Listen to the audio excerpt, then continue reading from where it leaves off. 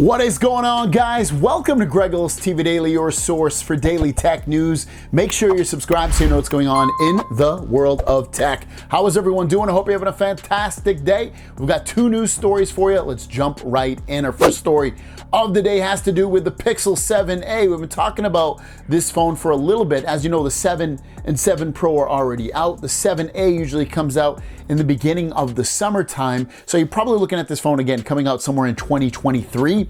And it's usually their budget line, but it carries over some of the technology and features of the previous high-end generation of phones. For instance, the Pixel 6a has the Tensor G1 processor, which is the same processor that's in the 6 and 6 Pro. And then some of the other technology is a little bit older, but ultimately, you get this phone. This is a lot of people, including myself, budget phone of the year for 2022.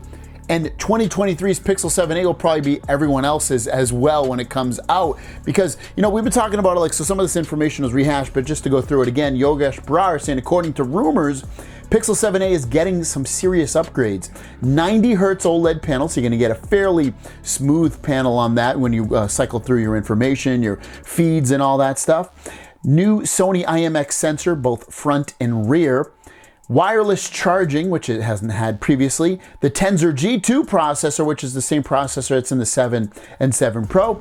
He says, I'm especially looking forward to the new 64 megapixel and 13 megapixel ultra wide setup. Thoughts on this? Excited for the new Pixel. And this is freaking amazing. This might be ending up a lot of maybe people's phone of the year next year, because people are looking more so. We're getting to a point where you get a phone, and almost all phones, especially in almost, if you get a fairly good processor in there, which this will have, you're looking at a phone that's very inexpensive, probably $450, $400, somewhere in that, sometimes $200 if you get it with a deal going on of some sort from a carrier, and you get a phone that performs really well, has most of the features, if not all that you want, and is that good.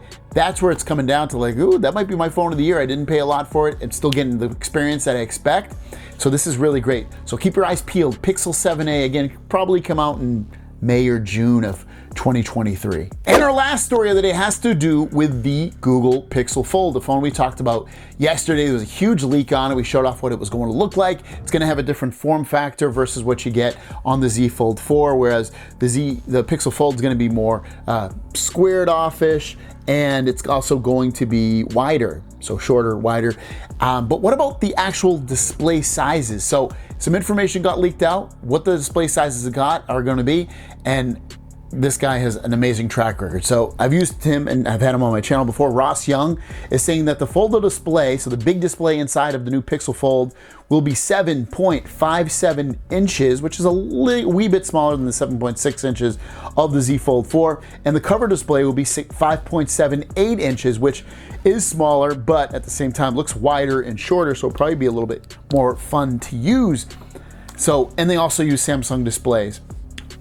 But what do we expect? I still expect 120 hertz on the front and on the inside of the new Pixel, especially with the price at $1799. I also expect the displays to be a little bit more user-friendly within apps, especially on the front. I think it's going to look great on there. It's going to be a little bit wider, a little bit shorter, so it's going to feel better when you use some of those apps on the outside. And then otherwise, you're going to be looking at a big giant display that's fatter and a little bit shorter than the Samsung one. So I'm totally looking forward to this. I've been saying it for a while. This could be the phone that rips me from the hands of my Pixel Fold, Galaxy Z Fold 4. But yeah, what do you think about these display sizes? Are they good? Are they bad? Do you wish they were bigger, smaller? Obviously, I'll admit, I do wish they was bigger and bigger. I want something this big, so you can't even see it. It's hard to walk around holding my phone like that. Let me know about you guys. Have a great day. We'll see you down the road. Peace.